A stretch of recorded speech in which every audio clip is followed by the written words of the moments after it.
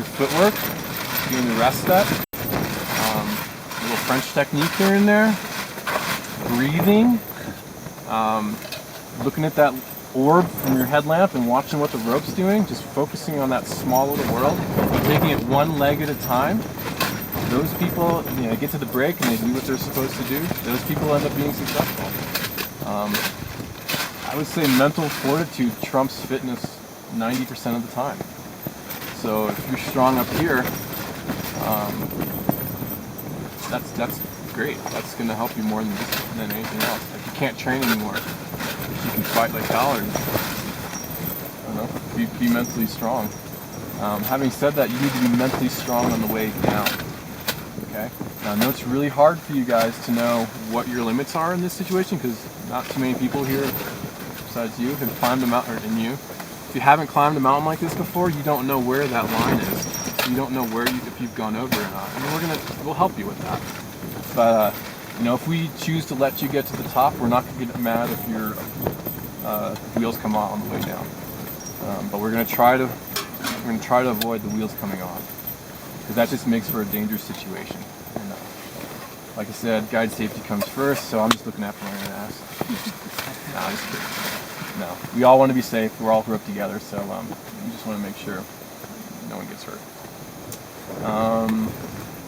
So yeah, just having a positive mental attitude about it and just taking it one step at a time, one leg at a time, just doing little things, and hopefully you'll be fine.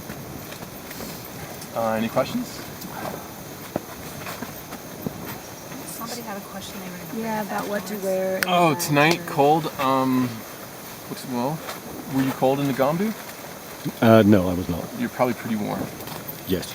I start in my sleeping bag with the least amount of clothes as possible, and then add from there if I'm chilly. Because what needs to happen is your body needs to heat the airspace up, and the sleeping bag needs to trap that heat. So I start with just my long johns on. And sometimes that's too warm and I'll just get in my boxers. But, if I'm chilly, I'll go from there.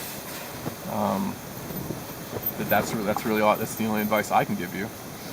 You can add more clothes and get warmer. Like I said. You can do a few sit-ups, do a little bit of exercise, and create the heat that then is trapped inside your sleeping bag. A friend of mine once told me a great way to do it is to, while fully zipped in your sleeping bag, to take one sock off, take the other sock off, and then switch them onto the other foot.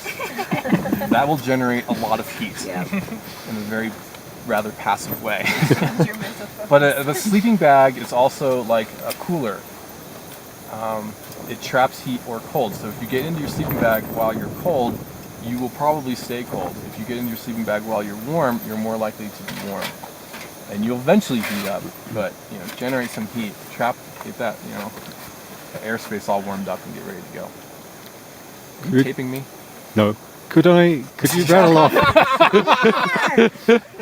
be on YouTube next week. Could you rattle off the list of things we're definitely leaving behind in the tent? He's gonna watch this tonight. He's gonna watch this all later. the things I didn't mention we're bringing. Sleeping bag, sleeping pad, book. I don't know, baseball hat, Video cameras. extra underwear, cup bowl, spoons. Things you couldn't put on when you're... Yeah. Does that help? Yes. Stop taping me.